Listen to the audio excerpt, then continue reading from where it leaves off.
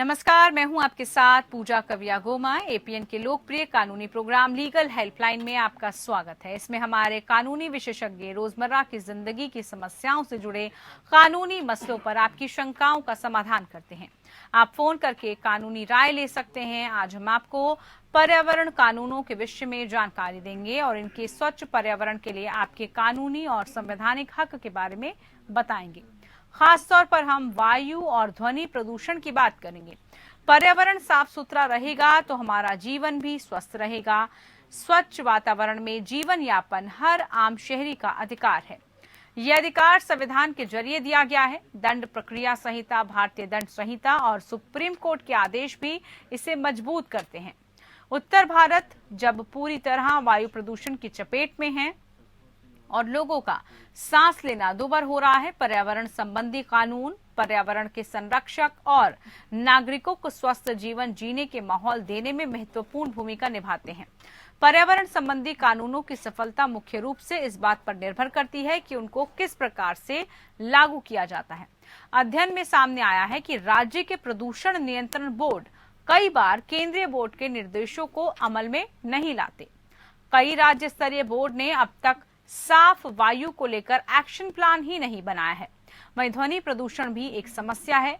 ये एक संज्ञेय और गैर जमानतीय अपराध है जिसमें 5 वर्ष तक की सजा और 1 लाख रुपए तक के हर्जाने की व्यवस्था है। आवासीय क्षेत्र में दिन की अवधि में ध्वनि का स्तर 55 डेसिबल और रात में 45 डेसिबल स्वीकार्य है।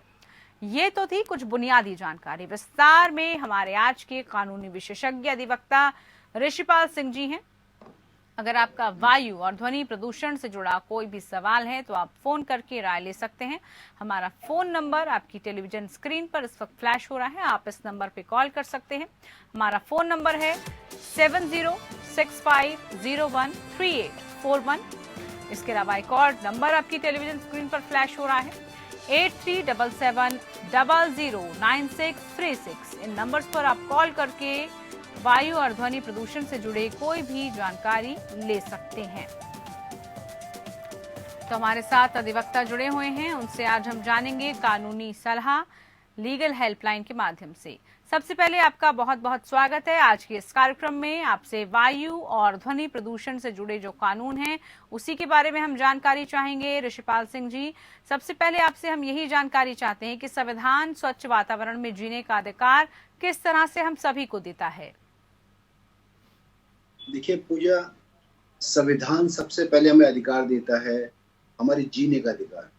आर्टिकल 21 जो है, आर्टिकल जो 21 है संविधान का, वो हमें जीवन का अधिकार देता है। लेकिन बहुत सारे ऐसे निर्णय हुए सुप्रीम कोर्ट के, हाई कोर्ट के, जिन निर्णयों में ये बात आई कि जीवन का जो अधिकार है वो आखिर किस तरह का जीवन का अधिकार हमें चाहिए और किस तरह का जीवन का अधिकार कानून हमें देता है। तो उनमें से एक सबसे इम्पोर्टेंट बात उभर के सामने बहुत सारे जजमेंट के बाद, ये जो स्वस्थ वातावरण है केवल जीने के लिए, केवल एक आदमी का जन्म लेना, एक आदमी का मर जाना, केवल ये अधिकार है या वो सारी सुविधाओं के साथ, बुनियादी सुविधाओं के साथ वो जीवन जिए, वो अधिकार है। तो इसमें आर्टिकल 21 जो है इसी दिशा में आगे बताता है कि स्वस्थ जो वातावरण है जिसके अंदर हम स्वस्थ तरीके से अपनी सांस ले सकते हैं, अपने जीवन को यापन आगे बढ़ा सकते हैं, बीमारियों से अपने को बचा सकते हैं। तो ये जो जीवन है, ये जीवन जीने का सही जो है हमारा अधिकार है। ये अधिकार है जो सरकार को प्रोवाइड करना है। ये हमारा अधिकार है जो सरकार की जिम्मेदारी है कि वो हमें स्वस्थ जो वातावरण दे। ये सारे के सारे अधिकार जो है स्टेट के विरुद्ध है, सरकार के खिलाफ है। कि सरकार की जिम्मेदारी है कि हमें ऐसा वातावरण दे जहाँ पर हम स्वस्थ तरीके से सांस ले सकते हैं, अपने जीवन को अच्छे से बिता सकते। एक दर्शक हमारे साथ जुड़े हैं, उनसे सवाल ले लेते हैं। मंजीत सिंह हमारे साथ बलिया से जुड़े हैं। मंजीत सिंह, क्या जानकारी चाहते हैं, आप पूछिए। हाँ सर, हमने एक आदमी से 5 साल पहले जमीन रजिस्ट्री कराई थी, जिसका तरमीम वगैरह सब कुछ हो गया है। उनके 3 लड़के हैं, तो 2 लड़के उनके साथ रहता है और एक लड़का कहीं बगल में घर बना करके रहता है दूरी पे। तो वो हमारे ऊपर दीवानी किया है उस जमीन के ऊपर।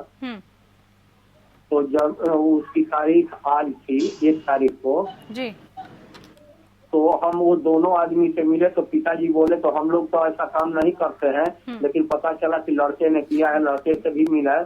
तो वो बताया कि फिर हम तो किए हैं, अपने भाई के ऊपर किए हैं, सुनील बनाम अनिल, लेकिन आप रजिस्ट्री कराए हैं तो आपका नाम उसमें आया है, तो उस आधार पर आपके यहाँ लेकर चला गया है। तो सर हमको क्या करना चाहिए?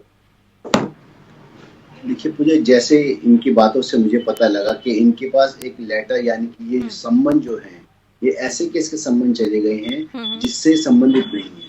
वो केस किसी और का है और गलती संबंध आ गया या गलती से इनको पार्टी बना दिया गया। तो ऐसे में ये ऑर्डर 1 रूल 10 की एप्लीकेशन जो होती है सिविल कोर्ट में, उसी कोर्ट में लगा सकते हैं कि जो वाद विवाद हो रहा है पार्टीज के बीच में, इसमें मेरा कोई इंटरेस्ट नहीं है, इसमें मेरा कोई लेना देना नहीं है, लिहाजा मुझे इस केस से बाहर कर दिया जाए। तो सम्मन लेने के बाद ये कोर्ट में अपेयर हो सकते हैं, अपनी एप्लीकेशन लगा के कह सकते हैं। अगर इसमें उस विवाद में इनके संपत्ति का या इनका कोई लेना देना नहीं है तो कोर्ट इनको, इनके नाम को डिलीट कर देगा, इनको अलग कर देगा। चलिए, उम्मीद करते हैं मंजीत जी आपके सवाल का जवाब मिला होगा। बाकी के दर्शक भी कार्यक्रम में जुड़ सकते हैं और आज का जो विषय है हम चाहते हैं उसको लेकर अगर आपका कोई भी सवाल है तो आप जरूर अधिवक्ता से पूछिए। अब बात हम ऋषिपाल जी कर लेते हैं, पटाखों पर कोर्ट का क्या स्टैंड और ग्रीन पटाखों पर क्या आदेश है? देखिए, एक तो आपने अभी थोड़ी देर पहले सुना होगा कि पहले कलकत्ता हाई कोर्ट ने जो पटाखों पर बैन लगाया था, कंप्लीट बैन लगाया था वेस्ट बंगाल के अंदर, जिसको सुप्रीम कोर्ट ने जो है उस आदेश को रद्द किया। सुप्रीम कोर्ट ने कहा कि सभी तरीके के जो पटाखे हैं उन पे बैन नहीं है, जो ग्रीन पटाखे हैं जिनमें बेरियम या और खतरनाक जो केमिकल्स होते हैं वो ना हो और लेस केमिकल्स हो, या जिसके अंदर आवाज हो लेकिन जिसके अंदर प्रदूषण की मात्रा बहुत कम हो, ऐसे जो पटाखे हैं सामान्य तौर पर हम उसको ग्रीन पटाखे की हम कैटेगरी में लेके आते हैं, उन पटाखों को जलाने की अनुमति कोर्ट ने दी है। सभी तरह के पटाखों पर बैन नहीं लगाया। तो वो पटाखे जो हैं हम अपनी जो दिवाली का जो हर क्षेत्र में, हर राज्य में एक प्रिस्क्राइब टाइम है उसके बीच में हम चला सकते हैं। बिल्कुल, बड़ी अहम जानकारी है ये। और अगर कोर्ट के आदेश के बिना पटाखे बेचने जलाने वालों पर कार्रवाई की अगर हम बात करें सर, तो कार्रवाई किस तरीके की होती है, क्या कार्रवाई हो सकती है? क्योंकि इस वक्त हम देख रहे हैं हर तरफ इसको लेकर चर्चा है और इसको लेकर जो है सख्ती भी बढ़ती जा रही है। देखिए, कोर्ट के जो आदेश हैं ये तो अभी मैं कुछ देर पहले किए, उससे पहले हर राज्य का जो प्रदूषण बोर्ड होता है, जैसे दिल्ली का अपना प्रदूषण बोर्ड है, राजस्थान का अलग है, यूपी का अलग है, हर तरह का जो राज्य का प्रदूषण बोर्ड होता है वो अपने अपने हिसाब से नियम बनाता है। और जैसे दिल्ली के अंदर अगर कोई बिना लाइसेंस के पटाखे बेचेगा तो उसको 10,000 रुपए तक का फाइन है, या अपने समय सीमा के बाद कोई पटाखे जला रहा है तो 2,000 रुपए तक का फाइन है। ऐसे हर राज्य में हर तरीके के नियम बनाए गए हैं, लेकिन उसके बावजूद भी कोई प्रदूषण के स्तर तक चला जाएगा तो उसके अंदर जो है 6 महीने तक की सजा का भी प्रावधान है। इसके अलावा जो प्रतिबंधित वक्त के बाद अगर पटाखा जलाना, क्या तब भी जुर्म है? क्योंकि प्रतिबंध कुछ एक समय के लिए है क्या, और अगर ऐसा है तो कार्रवाई इस पर क्या हो सकती है? देखिए, राज्य सरकार एक नियम बनाती है, धारा 188 आईपीसी के अंदर एक ऑर्डर पास करती है कि एक समय है हर राज्य के साथ, दिल्ली में 6 बजे से और 10 बजे के बीच में, अगर इस बीच के बाद कोई भी व्यक्ति अगर पटाखा चलाता है तो ऐसी स्थिति में उस पर जो फाइन है या उसको सजा है, जो प्रावधान उस राज्य ने बनाए गए हैं, तो उस राज्य के प्रावधान के हिसाब से अगर कोई उसका वायलेशन करता है तो कहीं पर 6 महीने है, कहीं पर जो फाइन 2,000 है, कहीं में फाइन 10,000 रुपए है। तो अगर कोई व्यक्ति उसका वायलेशन करता है तो उसके हिसाब से जो है उसको सजा मिले। हम बात कर रहे हैं वायु और ध्वनि प्रदूषण की, इसको लेकर आखिरकार कानूनी प्रक्रिया, कानूनी प्रावधान क्या है? अधिवक्ता हमारे साथ जुड़े हुए हैं, जिनसे हम तमाम जानकारी ले रहे हैं। ऋषिपाल जी, अब हम आपसे ये जानना चाहेंगे कि प्रदूषण का एक बड़ा कारण वाहनों से निकलने वाला धुआं भी है। अब ऐसे में मोटर व्हीकल अधिनियम में प्रावधान है कि प्रत्येक वाहन के पास पीयूसी जो सर्टिफिकेट है वो होना चाहिए। मोटर व्हीकल एक्ट कैसे इसे सुनिश्चित करता है? देखिए पूजा, पीयूसी जो सर्टिफिकेट है आज के समय में जो दिल्ली में या दिल्ली के विशेष तौर पे जो एनसीआर है, वहाँ पे जो जितने वाहन चल रहे हैं पीयूसी का सर्टिफिकेट कंपलसरी है जी। अगर वो नहीं होगा तो जो गाड़ी चलाने वाले जो व्यक्ति है उसी गाड़ी को इम्पाउंड कर सकते हैं। इसके अलावा जो फाइन है, फाइन की जो वैल्यू पहले 2,000 थी उसको बढ़ाकर भी 10,000 रुपए कर दी। लेकिन सबसे इम्पोर्टेंट है कि सरकार ये कोशिश कर रही है कि लोगों को केवल ऐसा नहीं लोगों को फाइन किया जाए, चालान किया जाए, सरकार ने, दिल्ली सरकार ने भी कोशिश की, कम से कम 1000 ऐसे पॉइंट बनाए हैं जहाँ पे आप जो पोल्यूशन कंट्रोल है, पोल्यूशन कंट्रोल को अपनी जो सर्टिफिकेट को लेने के लिए, पोल्यूशन कंट्रोल करने के लिए आप वहाँ जा सकते हैं, अपनी गाड़ी की ट्यूनिंग ठीक करा सकते हैं और अपने आप को, अपनी गाड़ी को इस किसी भी तरह की जो समस्या है या पोल्यूशन को बढ़ाने वाले जो कारक है उनसे रोक सकते हैं। तो अपने आप में ये जो समय या ये जो कदम है, जो भी सरकार है उनका एक अच्छा कदम है ये कोशिश, क्योंकि आने वाली जो सर्दियां होती हैं, सर्दियों में पोल्यूशन की समस्या बहुत ज़्यादा बढ़ जाती है। तो ऐसे स्थिति में सरकार का ये सख्त कदम होना कि फाइन की जो अमाउंट है वो भी ज़्यादा बढ़ा दिया गया है और बहुत ज़्यादा कोशिश ये भी हो रही है कि पोल्यूशन को रोकने के लिए वो चेक पॉइंट भी तैयार किए गए हैं। तो ये कोशिश एक बहुत अच्छी कोशिश है जिसमें सरकार बहुत हद तक दिख रहा है कामयाब होगी। अच्छी बात है। बिल्कुल, और इसके लिए ऋषिपाल सिंह जी कदम भी काफी उठाए जा रहे हैं। अगर हम बात करें आईपीसी की धारा 188 के तहत प्रदूषण करने वालों पर क्या कानूनी कार्रवाई का प्रावधान है, क्या कानूनी कार्रवाई उन पर बनती है? देखिए, धारा 188 आईपीसी जो है ये सरकार को ये पावर देती है कि वो किसी भी तरह का जो लोगों की जो एक ऑर्डर पास कर सकती है जिसमें लोगों के पोल्यूशन से बचने के लिए या किसी और तरह की परेशानी से बचने के लिए या कोई भी चीज कंट्रोल करने के लिए कोई एक ऑर्डर पास कर सकती है। अगर वो ऑर्डर सरकार ने पास किया है, कॉम्पिटेंट अथॉरिटी ने पास किया है और वो उस ऑर्डर का वायलेशन हो रहा है, तो ऐसी स्थिति में वायलेशन करने वाले को उसकी जो सजा है या उसका जो फाइन है वो फाइन भरना पड़ता है। सरकार अलग अलग समय पर, जैसे पेंडेमिक जब आया था, कोविड पेंडेमिक आया था, तो कॉन्सेंट्रेटर है या और चीज है उनकी खरीद फरोख्त पे रोक लगा दी गई थी। तो ऐसे अलग अलग समय के ऊपर सरकार जो होती है अपनी इस पावर का इस्तेमाल करते हुए सेक्शन 188 के अंदर जो है वो ऑर्डर पास करते हैं और वायलेशन जो होता है, अगर कोई वायलेट करता है उसको तो उसके हिसाब से जो है सजा मिलती है। इसके अलावा ऋषिपाल जी, क्या पराली, अगर हम पराली का भी जिक्र करें क्योंकि वायु प्रदूषण में एक मुख्य कारण ये भी आ जाता है, तो क्या पराली जलाने वालों पर भी कोई कानून है? किस तरीके का कानून है? पूजा जी देखो, ये तो एक बहुत ही गंभीर समस्या है और पिछले 10-12 साल से ये समस्या लगातार जो एक महीना जो होता है सर्दी का, ये समस्या और ज्यादा बढ़ जाती है।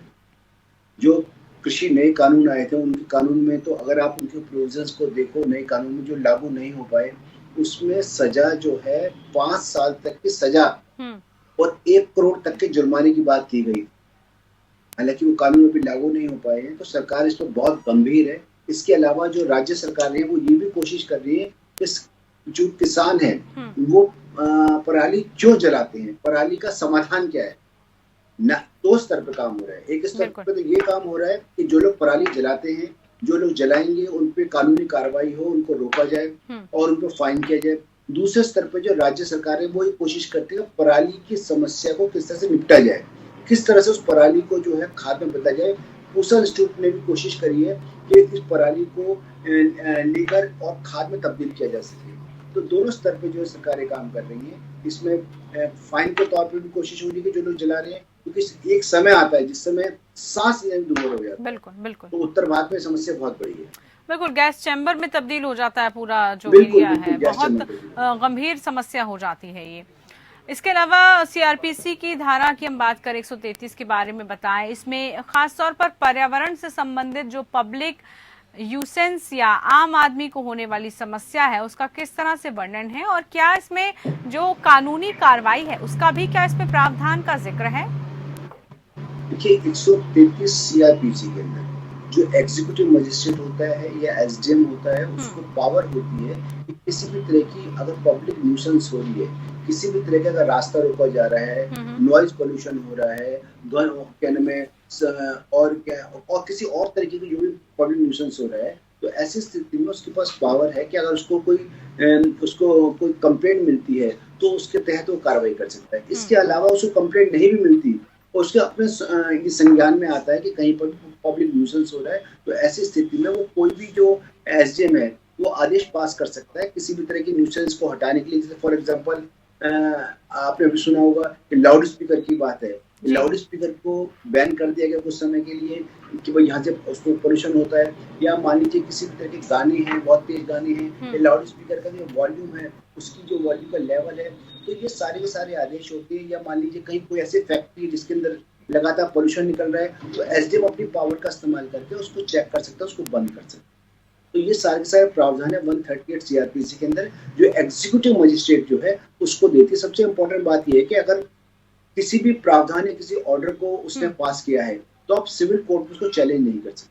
अगर आपको उसकी वैलिडिटी को चैलेंज करना होगा तो आप सीधा हाई कोर्ट जाएंगे, बीच में उसको चैलेंज करके उसको रोक नहीं सकते। अगर हम इसके अलावा ध्वनि प्रदूषण की अब बात करें तो अगर कोई पड़ोसी ध्वनि प्रदूषण करता है तो क्या उस पर भी कोई कार्रवाई की जा सकती है? बिल्कुल बिल्कुल, आईपीसी में प्रोविजन है कि आप अगर कोई पड़ोसी ध्वनि प्रदूषण करता है तो आप एक 2 नंबर बताता हूँ, 155270 और 155271। ये पुलिस के नंबर है। आप इनको कॉल कर सकते हैं, पुलिस को बता सकते हैं कि किसी भी तरह का पोल्यूशन जो है आपके आसपास हो रहा है। तो ऐसी स्थिति में 288 290 के अंदर आईपीसी में ये प्रोविजन है कि कोई भी आपका पड़ोसी है, कोई भी थर्ड आदमी है जो पोल्यूशन कर रहा है, उस पोल्यूशन करने वाले को जो फाइन का प्रोविजन है, फाइन किया जाएगा उन लोगों पे और सजा दी जाएगी। इसके अलावा बिना लाइसेंसर के गाड़ी चलाना और तेज जो हॉर्न बजाना है उस पर क्या कानून है? बिल्कुल बिल्कुल, अगर जो बिना लाइसेंस के, अगर कोई बिना साइलेंसर के अगर गाड़ी चला तो उसके अंदर भी हम देखते हैं कि प्रदूषण का जो स्तर है, जो आवाज का स्तर है, वो बहुत ज्यादा होता है। तो ऐसी स्थिति में अगर जो ट्रैफिक पुलिस होती है, ट्रैफिक पुलिस को पावर है इवन कि वो व्हीकल को भी इम्पाउंड कर सकती है, व्हीकल को भी अपनी तरह जब्त कर सकती है। और जो फाइन है, फाइन भी 10,000 रुपीज तक है उसके अंदर फाइन। और जो लाइसेंस है, लाइसेंस भी 3 महीने तक जब्त हो सकता है। तो सरकार उस प्रदूषण, उस मामले पर तो बहुत सख्त। बिल्कुल ऋषिपाल जी, आपने बहुत महत्वपूर्ण जानकारी ध्वनि और वायु प्रदूषण को लेकर हम तक पहुंचाई और जागरूक करने की कोशिश भी की। बहरहाल बहुत शुक्रिया इन सभी बातचीत के लिए, इस सभी चर्चा के लिए। फिलहाल के लिए लीगल हेल्पलाइन में इतना ही। नमस्कार।